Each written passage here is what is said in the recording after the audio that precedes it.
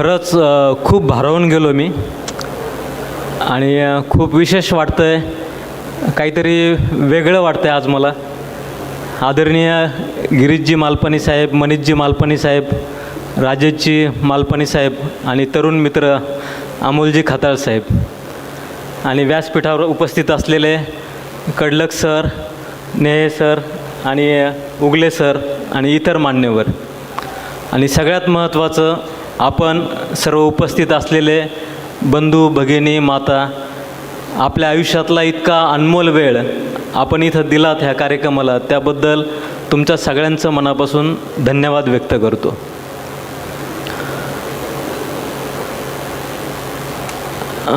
ह्या सरांनी जे सगळं वाचन केलं,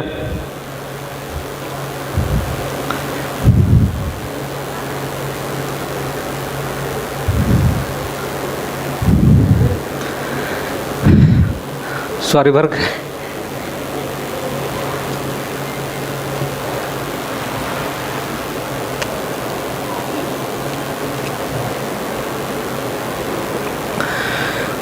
डोळ्यात जोपर्यंत पाणी येतं ना तोपर्यंत माणूस जिवंत असतो. हे माणूसपणाचं लक्षण आहे आणि मला अभिमान वाटतो की माझ्यातला माणूस अजून जिवंत आहे. म्हणजे गेली 23 वर्ष झाले ह्या मुलांसाठी काम करताना अजूनही त्या भावना जशाच्या तशाच ओल्या आहेत आणि त्या टिकवण्याचं ती जी प्रेरणा आहे त्या ईश्वराने मला दिली किंवा त्याच्याकडनंच हे सगळं मला मिळत गेलं. खरं तुम्ही सगळ्यांनी आता सावलीचा प्रवास ऐकला, ज्यांच्यामुळं मिळाला ते महाराष्ट्र राज्य तंबाखू कामगार महासंघ आणि डॉक्टर सहाने मास्तर. सहाने मास्तर हे अवलिया होते, कामगारांचे नेते होते, कामगारांचे मित्र होते, कामगारांचे आईबाप होते. त्यांच्याविषयी मी ज्या वेळेस ऐकलं त्यावेळेस ते ऐकताना मी भारावून जायचो की असा माणूस असतो का, इतका भन्नाट माणूस की ज्यांनी त्याचं सगळं आयुष्य उधळून लावलं होतं.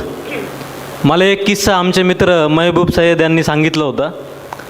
असेच कामगारांची सभा होती, ते अध्यक्षस्थानी होते आणि महत्त्वाची मीटिंग पण होती त्या दिवशी.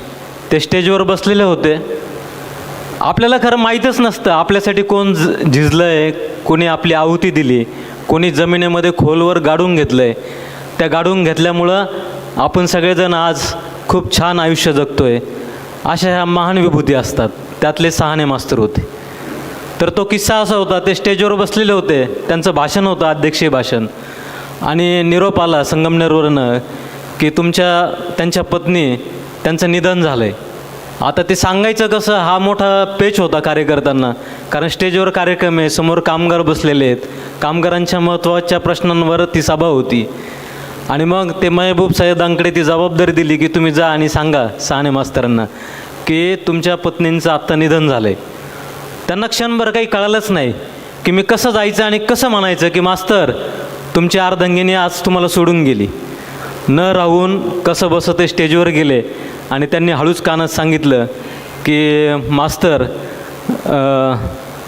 ते त्यांना काकू म्हणत असतील की त्या खूप आजारी आहेत, सिरियस आहेत, असं त्यांनी सांगितलं. परंतु तसं सांगताना सहाने मास्तर पण हुशार होते, त्यांना कळालं आणि ते हळूच म्हणाले की ठीक आहे ना, खूप सिरियस असतील तर जे उपलब्ध असतील ते त्यांना दवाखान्यात घेऊन जातील आणि शेवटी मला असं वाटतं पिकलेलं पान एक दिवस गाळणारच. तर मला असं वाटतं पिकलेलं पान गाळलेलं आहे, तुला ते सांगता येत नाही एवढंच. आणि असं म्हणून ते थांबले आणि पण ते म्हटले त्याला की महबूब, हे सगळं जरी खरं असलं तरी माझ्यासाठी माझे कामगार हे महत्त्वाचे आहेत, माझ्या पत्नीपेक्षा, माझ्या घरापेक्षा. आणि मला ही सभा, कामगारांचे प्रश्न सोडवल्याशिवाय मला इथून निघता यायचं नाही. आणि ते खरंच ती सभा संपली, अध्यक्षीय भाषण संपलं, कामगारांचे प्रश्न संपले आणि सगळं संपून मग अंत्यविधीला हजर झाली. मित्रांनो, इतकं मोठं धाडस, इतकी मोठी हिंमत, इतकी मोठी स्थिरता यायला खूप मोठं काळीज आणि स्थिरता असायला हवी. ती सहाने मास्तरांच्यामध्ये होती आणि त्या सहाने मास्तरांच्या नावाने मला हा पुरस्कार मिळतो आहे, याचा मला खूप खूप अभिमान वाटतो. आणि तो पण सगळे उद्योजक, ते उद्योजक म्हणता येणार नाही कारण त्या तिघांच्याबद्दल ज्यावेळेस ऐकत होतो त्यावेळेस ते 3 दिशेला जाणारे 3 देवदूत आहेत, तीन विभागामध्ये काम करणारी ही महान माणसं आहेत. एक वृक्षांसाठी काम करतात, एक कामगारांसाठी काम करतात, एक कामगारांना समृद्धता यावी म्हणून काम करतात. असे 3 दृष्टिकोन घेऊन हजारो कामगारांचं कल्याण करण्याचं ज्यांनी नेतृत्व केलं असा मालपाणी परिवार आणि सहाने मास्तर हे दोघं एकत्र आल्यामुळं आपल्यासारख्या सर्वसामान्य माणसांचं खरंच आयुष्य सुखकर झालं आहे. आणि त्याबद्दल ह्या सगळ्यांचं खूप खूप मनापासून धन्यवाद. खरं आज विशेष यासाठी वाटतं की मला हे सगळं बघताना आणि ते ऐकताना मला सगळा 23 वर्षाचा प्रवास माझ्या डोळ्यासमोर असा जात होता. तुम्हाला वाटेल की नितेश बनसोडे हा कोणीतरी असा वेगळा काहीतरी कौटुंबिक वारसा घेऊन आलेला असंच सामाजिक क्षेत्रात असतं, कुणीतरी पाठीशी असायला हवं आणि मग तुम्ही ते काम करू शकता. परंतु त्यातलं कोणतंच आयुष्य माझ्या वाट्याला नव्हतं. मी 6 वर्षाचा असताना माझ्या आईचं निधन झालं. त्यानंतर वडील सोडून गेले. माझं शिक्षण आमच्या चुलत्यांकडे झालं आणि 10वीला असताना घर सोडावं लागलं.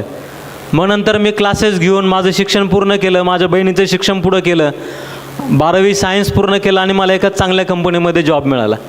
मला क्षणभर असं वाटलं की आता बरं झालं, आता आयुष्य स्थिर झालं, आपलं परमनंट जॉब मिळाला, आता आपण काम करू आणि आता आपलं आयुष्य जगू. पण काय माहीत ईश्वराच्या आणि मनामध्ये काहीतरी वेगळं असेल. आणि त्यानंतर मला काही रात्री झोपच आली नाही. मला काही वेळ असं वाटलं की मी जन्माला कशाला आलो. मी आता 7 ते 3:30, 3:30 ते 12:30 अशा शिफ्ट करायच्या किंवा माझ्या आजीचं किराणा दुकान सांभाळून मी किराणाचा व्यवसाय करायचा. ह्या 2 कामांमध्ये मला आयुष्य खर्च करायचं आहे का? यासाठी मला जन्माला घातलं असेल का? आणि यासाठी माझी आई मला सोडून गेली असेल का? तर नक्कीच ती जर मला सोडून गेली असेल तर त्याच्या मागं काहीतरी दैवी घटना असेल, काहीतरी वेगळं काम असेल. आणि लहानपणापासून थोडंसं मेडिटेशन करायची सवय होती, म्हणजे ध्यान करण्याची सवय होती. आणि त्यातनं स्वतःचेच प्रश्न स्वतःला विचारत राहिलो आणि मला काही रात्र झोपच आली नाही. आणि मी विचार केला की परत असं होईल की मी साधारणपणे जॉब करेल, महिन्याच्या शेवटी मला पगार येईल, संध्याकाळी माझे 4-5 मित्र असतील, नंतर लग्न करेल, मग बायको, मुलं, एखादी गाडी, एखादं छान घर.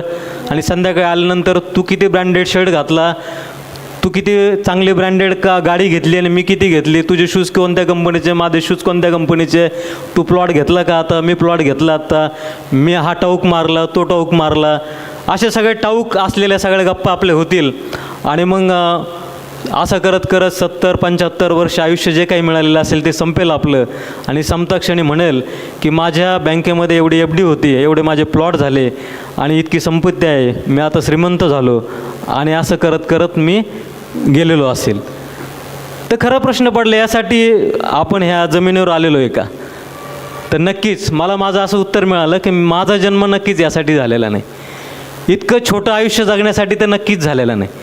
आणि त्या क्षणाला मला अतिशय आनंद झाला. मी भारावून गेलो आणि मी ठरवलं की मला काहीतरी वेगळं काम करायचं आणि मी करेल. मग काय करायचं?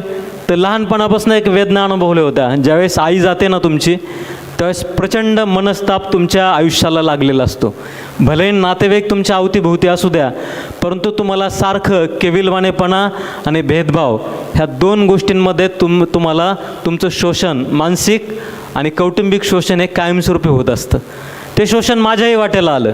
आणि मग मला कळालं की भारतामध्ये 2 जाती आहेत. 2 जाती कोणत्या आहेत? एक अनाथ असल्याची आणि एक अनाथ नसल्यांची. ह्या 2 खऱ्या जाती आहेत ह्या देशामध्ये.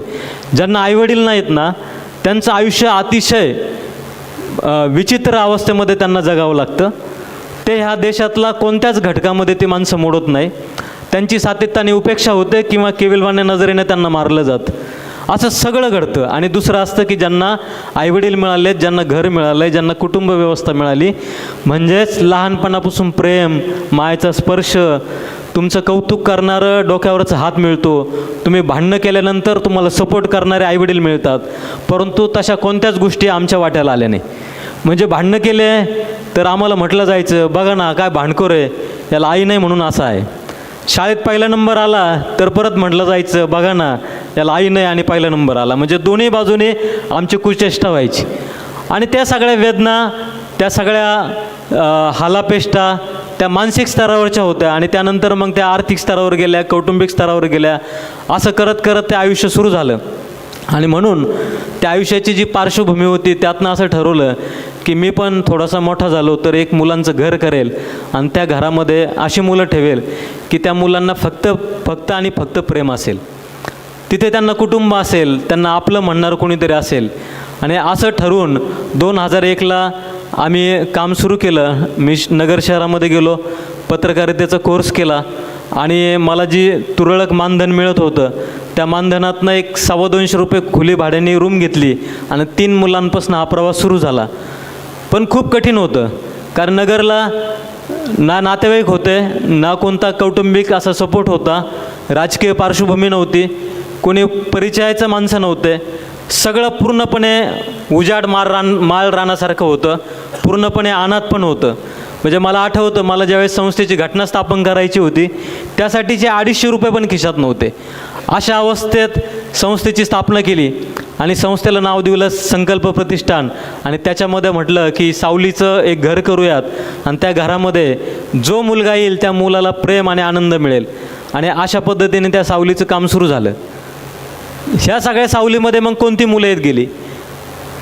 सावलीमध्ये येताना त्यावेळेसचा काळ वेगळा होता. त्यावेळेस HIV बाधित कुटुंबातली मुलं असायची, ती आमच्याकडे यायची. त्यांना कोणी स्पर्श करत नसायचं, त्यांना कोणी खायला देत नसायचं, अशी मुलं आमच्याकडे यायची. आम्ही त्या घरात जायचो. HIV बाधित लोकांचा जर मृत्यू झाला त्यांचा अंत्यविधी करायचा आणि त्या मुलांना घेऊन आमच्याकडे यायचं. नंतरच्या काळामध्ये मग आत्महत्याग्रस्त कुटुंबातली मुलं यायला लागली. त्यानंतरच्या काळात मग गुन्हेगारी क्षेत्रातली मुलं यायला लागली. अशी सगळ्या प्रकारची मुलं यायची आणि आमच्याकडे राहायला जागाच नव्हती. आम्ही सील झालेल्या रो हाऊसिंगमध्ये, सील झालेल्या घरामध्ये त्या मुलांना सांभाळायचो. आकडा टाकून लाईट घ्यावं लागायची. सकाळी प्रात्यविधी करायला मुलांना एखाद्या माळरानावर घेऊन जावं लागायचं. सकाळी शेजारच्यांना त्रास होऊ नये म्हणून सकाळी 9 वाजेपर्यंत मौन धारण करावं लागायचं. मग शाळेच्या अंगणामध्ये गेलं की मग सगळा आवाज मोकळा करायचा, आरडाओरडा करायचा आणि आवाजाला वाट करून द्यायची. अशा सगळ्या परिस्थितीतनं जावं लागलं. पण योगायोगाने म्हणतात ना की तुम्ही जर चांगलं काम करत गेलात तर मदतीचे हात सुरू होतात. परंतु एका क्षणाला मला असं वाटलं की एकदा असंच झालं. घरी आलो मी, मुलं होते, संध्याकाळी आम्हाला जेवायलाच नव्हतं. आणि जेवायला नाही तर काय करायचं. आणि नेहमीच महिन्याच्या शेवटच्या 10 दिवस आमच्या भुकेचे प्रश्न उभे राहायचे आणि प्रचंड त्रास व्हायचा. आणि असं वाटायचं आपण स्वामी विवेकानंदांना वाचलं आहे, तुकाराम महाराज माहिती आहेत आपल्याला, बुद्धांचं आपण वाचन केलेलं आहे. ही सगळी माणसं आहे ना, सगळी गरिबीतून पुढे गेलेली माणसं आहेत. आणि मग परत त्यांची प्रेरणा यायची की आपल्याला पण काही आपलं होऊन काय होणार याच्यामध्ये, आपला मृत्यू होईल. मृत्यूच्या पलीकडे ह्या जगामध्ये कोणतीच समस्या नाही. ह्या जगातली जर सगळ्यात शेवटची समस्या असेल ना तर ती मृत्यू आहे. त्याच्या आधीच्या सगळ्या समस्या क्षणभंगूर आहेत. असं स्वतःला कुठून तरी आवाज यायचा, परत स्थिर व्हायचो आणि परत काम करायचो. पण त्या रात्री मला थोडंसं जड झालं, कारण नेहमीच तुमच्यासमोर जर एखादा प्रश्न आला ना तर तुम्ही थकता, तुम्ही थांबता आणि तुम्ही संपण्याच्या दिशेने निघून जाता. मी पण तसंच ठरवलं त्या दिवशी की बस झालं, आता 3 वर्ष झाले आणि कुठलाच मार्ग मिळत नाही. मुलांना पोटभर मी जेवण पण देऊ शकत नाही. याचा अर्थ हा मार्ग माझा नाही, ही दिशा माझी नाही, हे काम करणं बहुतेक माझ्या नियतीमध्ये बसत नाही. आणि ठरवलं त्या दिवशी संध्याकाळी जेवढे देव असतील, जेवढ्या लहानपणापासून शिव्या येत होत्या मला, त्या सगळ्या शिव्या सगळ्या देवांना देऊन मोकळा झालो. जितक्या देता येईल तितक्या पोट भरून दिल्या, रात्रभर दिल्या. आणि सगळ्यांना शिव्या यासाठी दिल्या की आम्ही म्हणायचो की देव नावाची गोष्ट आहे, तर मला खात्री पटली की देव नावाची कोणतीही गोष्ट अस्तित्वात नाही. देव तुमच्या मदतीला धावून येत नाही. देवाच्या पुढे तुम्ही लोटांगण घाला, त्याच्या आरत्या करा, त्याची पूजा करा, तो काय प्रत्यक्ष तुमचं ऐकत नाही, कारण त्याला ऐकायला कानच नसतात. असं सगळं झालं मला. आणि मी थांबलो आणि ठरवलं की उद्या सकाळी काम बंद करायचं, पुन्हा सामाजिक क्षेत्रात राहायचं नाही, आपलं परत नोकरी व्यवसाय काहीतरी करूयात, पैसे कमवू आणि परत त्या वाटेला जाऊ, असं ठरवलं. आणि सकाळी मला माझ्या एका मित्राचा फोन आला की आम्ही तुझ्यासाठी एक शाळेमध्ये कार्यक्रम घेतला आहे, तू येतोस का? तर त्याला सांगितलं, मित्र मी रात्री ना सामाजिक काम बंद पडलं आहे. पण तो म्हटला नाही, 3 महिने झाले मी या कार्यक्रमाची तयारी करतो, तुला यावंच लागेल. आणि असं नाही हा करता मी म्हटलं मी येईल, पण एका अटीवर येईल, मला येण्या जाण्याचं भाडं दे आणि आल्यानंतर कमीत कमी जेवायला दे. कारण 3 वर्षामध्ये मला आठवत होतं की मला रोज रात्री डायरीत लिहावं लागायचं की आज ह्या मित्रांनी मला चहा पाजला आणि त्याच्याबद्दल धन्यवाद. कोणीतरी वडापाव खाऊ घातला, मग मी डायरीत लिहायचो की आज वडापाव खायला मिळाला, आजचा दिवस अतिशय सुखाचा गेला, आणि वडापाव खाऊन अख्खा दिवस घालवायचा. कधी कधी रात्री एखाद्या हॉटेलवाल्या मित्राकडे जायचं, त्याच्याकडे जे शिळं पाकं शिल्लक राहायचं मिठाई ती रात्री घ्यायची आणि मग सावलीमध्ये यायचं, ते मुलांना खाऊ घालायची आणि मग आम्ही म्हणायचो की आज आम्हाला नाश्त्याला मिळालं. रॉकेल संपलेलं असायचं, दिवसभर वनवन हिंडायचं, ब्लॅकमध्ये पण रॉकेल मिळत नव्हतं. मग कसं तर सगळे भांडणं तंडणं करायचे, 50 रुपयाचं कुठून तरी रॉकेल घ्यायचं, मग आमचं स्टोव चालू व्हायचं आणि मग आमचं स्वयंपाक व्हायचं. असे ते सगळे 3-4 वर्षाचे दिवस होते, खूप भयानक होते. म्हणजे त्याची कल्पना करू शकत नाही, एवढे दुःखात, एवढ्या वेदनेत होते. परंतु मला धीर कधी आला माहिती आहे का? मी ज्यावेळेस स्वामी विवेकानंद ऐकलं ना आणि ज्यावेळेस वाचलं त्यावेळेस मला धीर आला. स्वामी विवेकानंद एवढे प्रगाढ विद्वान होते, ते परदेशात गेले आणि परदेशात असतानासुद्धा त्यांनी भारतीय सगळ्या आपल्या लोकांना पत्र लिहिले की तुम्ही फक्त माझ्या भाकरीची सोय करा, माझ्या जेवणाची सोय करा. आणि तरी पण त्यांच्या जेवणाची व्यवस्था करणारे भारतीय नव्हते, याचं दुःख त्यांच्या पत्रांमध्ये होतं. मी म्हटलं आपल्याच लोकांनी खरं काम करणारे स्वामी विवेकानंदाला सुद्धा नाकारलं, तर आपण काय? आपण तर काहीच नाही. त्यांना नाकारलं. त्यांना शेवटी एका कणासाठी, एका रुपयासाठी स्वामी विवेकानंदांचा शेवटी हळहळ करून मृत्यू झालेला आहे. हा इतिहास आपल्यापर्यंत आलेलाच नाही. आजारपण आलं त्यांना आणि आजारपणात त्यांना मृत्यूला सामोरं जावं लागलं. शेवटपर्यंत आर्थिक विवेचनामध्ये संत तुकाराम पण होते आणि स्वामी विवेकानंद पण होते. म्हणजे एवढ्या मोठ्या माणसांना जर ह्या आर्थिक विवेचनेतून जावं लागतं तर आपण तर काहीच नाही. का जावं लागलं त्यांना? त्याच्यामागे एकच कारण होतं, ते कधीच लाचारी त्यांनी पत्करली नाही, त्यांनी हात पसरले नाही, त्यांनी स्वाभिमान विकला नाही. आणि तीच प्रेरणा कुठंतरी माझ्या मनामध्ये झिरपलेली होती आणि मी पण ठरवलं होतं की कधीच लाचारी पत्करायची नाही. आपली जी मुलं आहेत ती नेहमी आनंदी असली पाहिजे, त्या मुलांच्या चेहऱ्यावर हसू असलं पाहिजे आणि स्वाभिमानाने आपलं घर चाललं पाहिजे. आणि ह्या स्वाभिमानाच्या पोटी आमची भुकेची व्यथा ती चालू होती. आणि त्या मित्रांनी सन्मानाने बोलवलं, मी गेलो. त्यांच्या शाळेत एक कार्यक्रम होता आणि मला तो गेल्यानंतर मला एखाद्या VIP गेस्टसारखं सगळी शाळा फिरवली आणि शाळेच्या पडवीमध्ये आम्ही गेलो आणि पडवीमध्ये तिथे धान्याचे पोते जमा होते सगळे. तो म्हटला की आमच्या सगळ्या शाळेतल्या मुलांनी एक उपक्रम केला आणि हे जे धान्य दिसतं ना, हे 7-8 पोते, तर गेली 3 महिने आमची मुलं घराघरेमध्ये जातात, मुठमुठभर गोळा करतात आणि ते सगळे मुठमुठभर गोळा केलेलं धान्य आहे ना, ते तुमच्या सगळं मुलांसाठी, तुमच्या मुलांसाठी, सावलीतल्या मुलांसाठी आम्ही गोळा केलं. असं ज्या क्षणाला तो म्हटला त्या क्षणाला मला पायाच्या अंगठ्यापासून तर केसापर्यंत शहारे काय असतात ते निर्माण झाले. पूर्ण अंग थरथरायला लागलं माझं की असा पण चमत्कार होऊ शकतो का? ज्या देवांना, ज्या सगळ्या निसर्गाच्या शक्तीला मी रात्री शिव्या देत होतो, त्याच निसर्गाच्या शक्तीने, त्याला ईश्वर म्हणा किंवा माणसाच्या संवेदनातलं तर देवत्व म्हणा, त्या सगळ्या देवत्वाने तिथे मला तो प्रसाद दिला आणि 7-8 पोते धान्य तिथे जमा झालं. आमच्या मुलांना, त्या शाळेतल्या मुलांनी दिलेलं ते धान्य होतं पहिल्यांदी. आणि ते धान्य नंतर मला पुरणपोळीचं जेवण खाऊ घातलं, जायला यायला पैसे दिले, टेम्पो करून दिला, कुकाण्यावरनं आम्ही नगरला गेलो. आणि त्या दिवशीपासून सांगतो तुम्हाला, आम्हाला कधीच धान्य कमी नाही पडलं, कधीच नाही पडलं. तुम्ही म्हणाल असं कसं? आम्ही मागितलं पण नाही, कोणाला मागितलं पण नाही आणि कमी पण नाही पडलं. काय होतं, आजही होतं असंच. तेलाचे डबे संपतात, गहू संपलेला असतो आणि त्या क्षणाला कोणीतरी येतं आणि फोन करतं की दादा काही पाहिजे का तुम्हाला किराणा पाहिजे का, तुम्हाला काही वस्तू हव्यात का? मग आमची मुलगी मला एखादी लिस्ट पाठवून देते, ती लिस्ट मी त्यांना पाठवतो आणि म्हणतो तुम्हाला जे योग्य वाटेल ते द्या, मी कोणत्याच कर्मबंधनात अडकत नाही, काहीच मागत नाही, तुम्हाला जे द्यायचं असेल ते द्या, पण स्वखुशीने द्या. असं करत करत आमचा सावलीचा प्रवास सुरू झाला.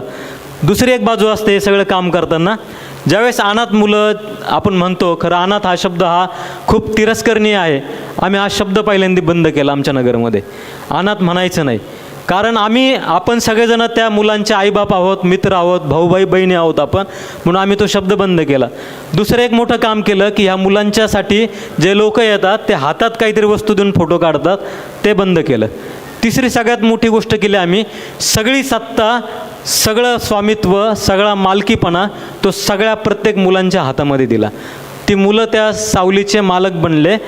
त्या मुलांच्या हातात किराणा, त्या मुलांच्या हातात तिथले पैसे, तिथलं व्यवस्थापन, सगळं नाही सगळं त्या मुलांच्या ताब्यात दिलं.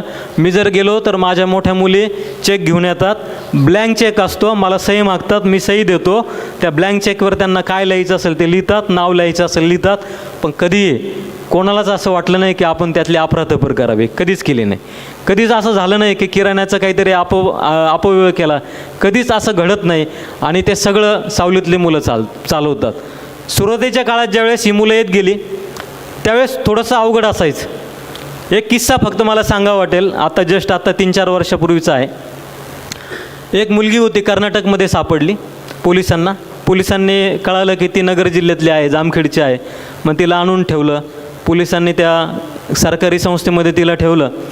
तिथून ती काही महिन्यामध्ये पळून गेली. मग तिला परत दुसऱ्या संस्थेमध्ये पाठवलं, तिथे पण पळून गेली ती. असं 2 ठिकाणी ती मुलगी पळून गेली. मुलगी 8वीला होती, मोठ्या वयाची होती आणि आडदांड होती, रागीट होती, एकदम भारदस्त आवाजाची होती. तिच्यामध्ये एकदम प्रचंड आक्रमकता, म्हणजे ती अजिबात शांत नसणारी मुलगी होती.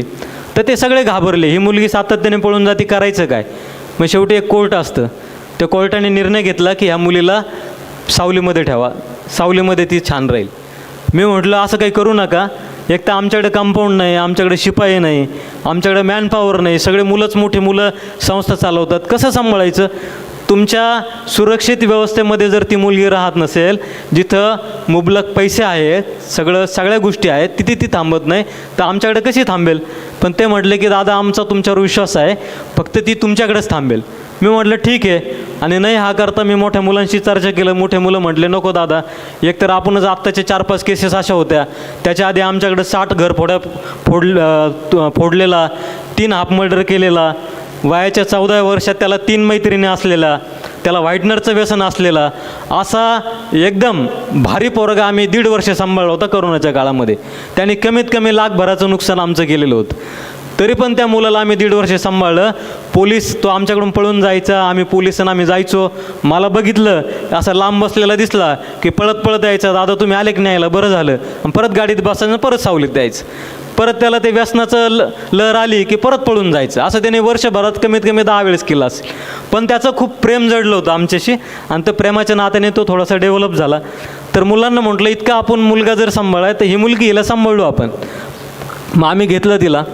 घेतल्यानंतर ती आली आणि पहिल्याच दिवशी तिने सुरू केलं रागारागात बोलणं, चिडणं, आमचे जे अधीक्षक आहेत त्यांच्या अंगावर धावून जाणं, शिव्या देणं.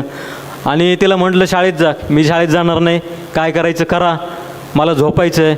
मग तिला सबुरीने घेतलं, तिला हातात हात घेतला तिला सगळं सावली दाखवलं आणि तिला म्हटलं की ताई हे सगळं आहे ना, सगळं हे तुझं आहे, तू या सगळ्या घराची मालकीण आहेस, तुला जे काही वाटेल ते तू कर, तुला मनाला जे योग्य वाटेल ते वाग, पूर्ण स्वातंत्र्य तुला आहे.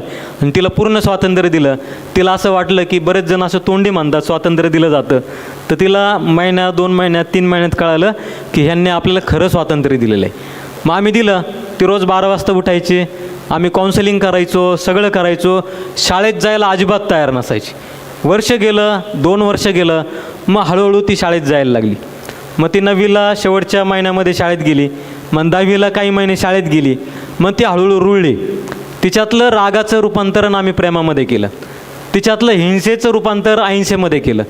तिला फक्त एवढंच म्हणायचो की तुला जे योग्य वाटतं ते तू कर, बाकी काहीच नाही. तू चूक आहे, तू बरोबर आहे असं मी अजिबात म्हणणार नाही. तुला योग्य वाटतं ना, तू शिव्या देणं तुला योग्य वाटतं तर ते योग्य आहे, तुला वाटतं ना मारणं योग्य आहे तर ते योग्य आहे. म्हणजे इतकं फ्रीडम तिला दिलं. आणि ज्या वेळेस मी तिच्या पाठीशी इतक्या ताकदीने उभं राहिलो त्यावेळेस तिलाच हळूहळू वाटायला लागलं की अरे खरंच आपण बदललं पाहिजे आतून. आणि ती हळूहळू बदलत गेली.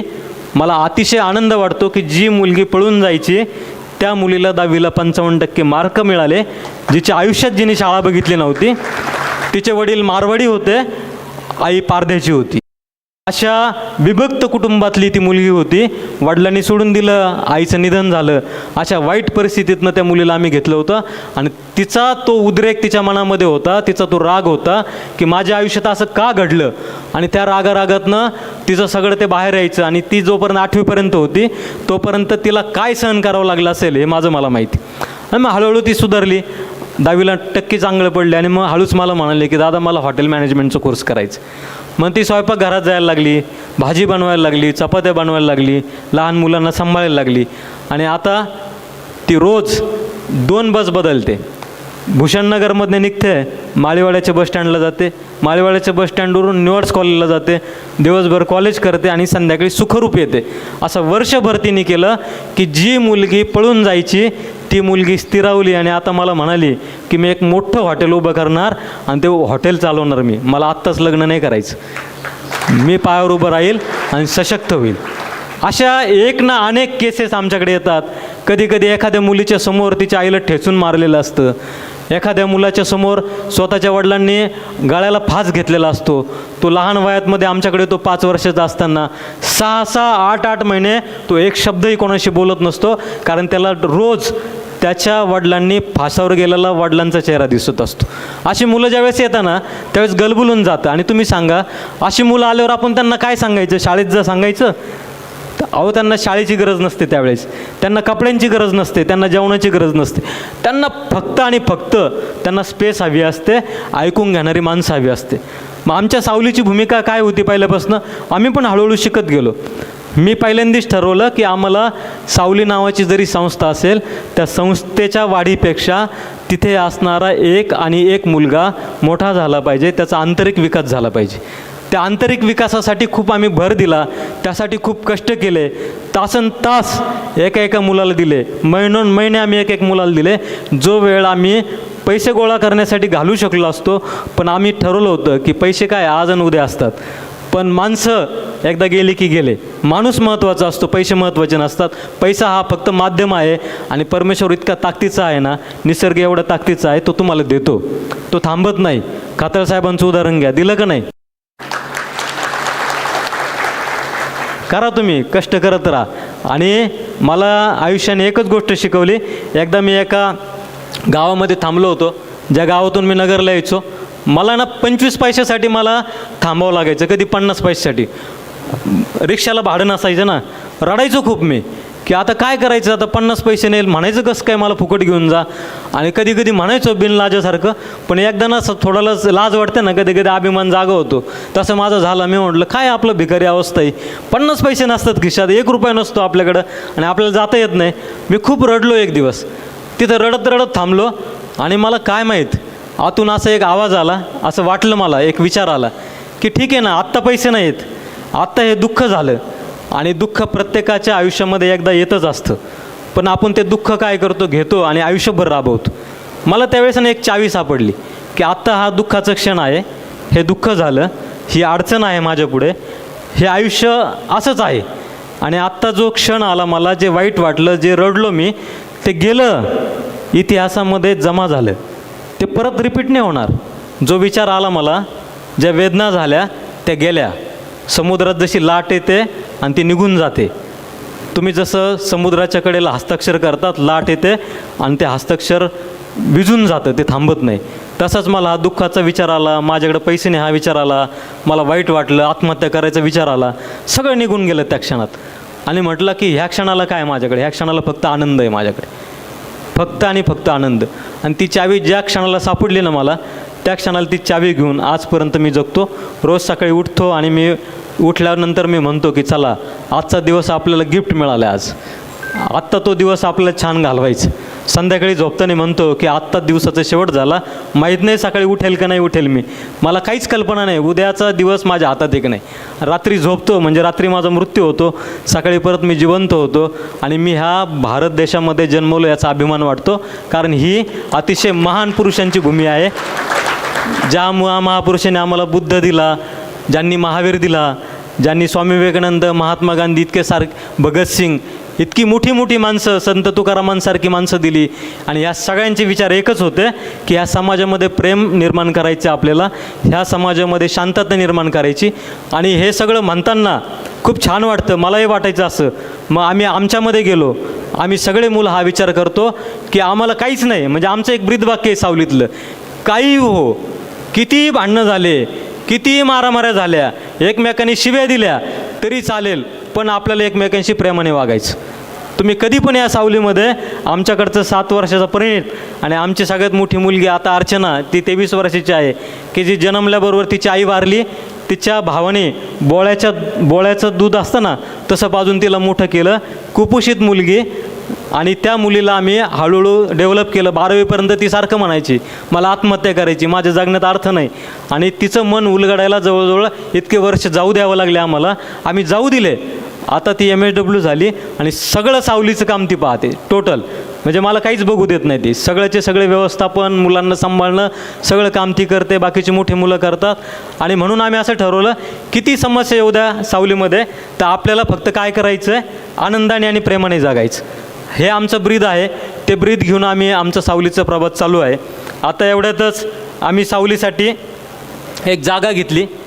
साधारण 3 एकर जागा आम्ही सगळ्या मित्रांनी मिळून घेतली. आता आमचं पुढचं स्वप्न, आमची मोठी मुलं पाहत आहेत की त्या जागेमध्ये एक 500 मुलांचं, जे 18 वर्षाच्या पुढील मुलं असतात, त्या मुलांचं एक छान गाव उभं करायचं, की जिथं ट्रेनिंग सेंटर असेल, तिथं आपल्या भारतीय फिलॉसॉफीचा अभ्यास करतील मुलं, त्यानंतर त्यांना जे पाहिजे त्या गोष्टी करतील, असं करायचं. आणि आत्ता ज्या जागेत राहतो ती अतिशय छोटी जागा आहे. 3000 स्क्वेअर फूट जागेमध्ये फक्त आम्ही 50 मुलं राहतो. अतिशय कोंडलेल्या अवस्थेमध्ये सगळं आमचा प्रवास चालू आहे. त्यासाठी आम्हाला काही खूप पैसे मिळत नाही. रोज कोणीतरी येतं, अन्नदान करतं, कोणीतरी जेवणाला पैसे देतं, कोणीतरी सकाळचा नाश्ता देतो. असा दिवसभराचा 5000 रुपयाचा खर्च असतो. तो कोणाच्या तरी वाढदिवस, स्मृतिदिवस या निमित्ताने चालतो. आजचा दिवस पुढं जातो. जसं खातळ साहेबांना माहिती आहे, आमचं काम हे रोजगार हमीच्या योजनेसारखं आहे. आजचा दिवस संपला, उद्या आला रे आला, चालला रे चालला, असं सगळा हा जगन्नाथाचं रथ आहे. फक्त एवढंच आहे, शेवटच्या माणसाकडं पाहून आपले दुःख हलकं होतात. तसं ह्या देशातली ही शेवटची मुलं आहेत, शेवटच्या अवस्थेतली मुलं आहेत. त्यांच्याकडं बघत बघत माझ्यासारख्या सर्वसामान्य व्यक्तीला खूप प्रेरणा आणि ताकद मिळते. आणि ही ताकद घेऊन आज तुम्ही जो मला पुरस्कार दिला, तो पुरस्कार खऱ्या अर्थानं ह्या कामाला मीच नाही, तर माझ्या प्रत्यक्ष अप्रत्यक्ष तुमच्यासारखी जी लोकं आहेत, जी असंख्य शेकडो लोकांनी 1-1 रुपया आणि शेकडो पद्धतीच्या मदती केल्यात, ह्या सगळ्या लोकांना मी हा पुरस्कार अर्पण करतो. मला तुम्ही सन्मानित केलं, बोलण्याची संधी दिली, त्याबद्दल मनापासून धन्यवाद व्यक्त करतो. आणि तुम्ही नक्कीच आमच्या सावली घराला भेट द्यायला या आणि आमच्या घराचा अनुभव घ्या, एवढी तुम्हाला नक्की विनंती करतो. धन्यवाद. कॉम्रेड सहाने मास्तरांचा पुरस्कार आज संगमनेरमध्ये मिळाला आणि अकोले तालुक्यातील असल्याचा अतिशय आनंद आहे. त्यामुळे आमचे मित्र आज दिनांकाचे संपादक आदरणीय रेणुकादास सर यांच्या भेटीला आलो आणि पुरस्कार मिळाल्यानंतर पहिला सत्कार त्यांनी केला याचा अतिशय आनंद आहे. मैत्री जपणारे पत्रकार, सामाजिक संवेदना असणारे मित्र नेहमीच सावलीच्या पाठीशी भक्कम उभे राहतात आणि वेळोवेळी अडचणीच्या काळात आम्हाला मदत करतात. याचा अभिमान वाटतो की अशा पत्रकारांची आपल्या देशाला, समाजाला खरंच नितांत गरज आहे. आणि आज दिनांकाने माझा जो आज सन्मान केला पुरस्कार मिळाल्याबद्दल, ते एक अकोले तालुक्याचा मुलगा म्हणून, एक मित्र म्हणून अतिशय आनंद आणि अभिमान वाटतोय. आणि खूप खूप शुभेच्छा, खूप खूप धन्यवाद. या पुरस्काराच्या बाबतीमध्ये अतिशय वेगळी भावना आहे. कारण सहाने मास्तर जे होते ते पूर्ण वेळ त्यांनी कामगारांसाठी, इथल्या आदिवासी लोकांसाठी खूप कष्ट केले, त्यांच्या हक्कासाठी ते लढले आणि आपल्याच मातीतला पुरस्कार मिळाला हे खरंच विशेष वाटतं की या सगळ्या कामगारांनी दिलेला हा तो पुरस्कार आहे आणि आपल्या घरातला पुरस्कार आहे. ही एक वेगळी भावना वाटते. कारण पुरस्कार खूप मिळतात, कामाचा सन्मान होतो, पण आपल्या गावाकडच्या लोकांनी सन्मान करणं याचा विशेष अभिमान आहे आणि आनंद आहे.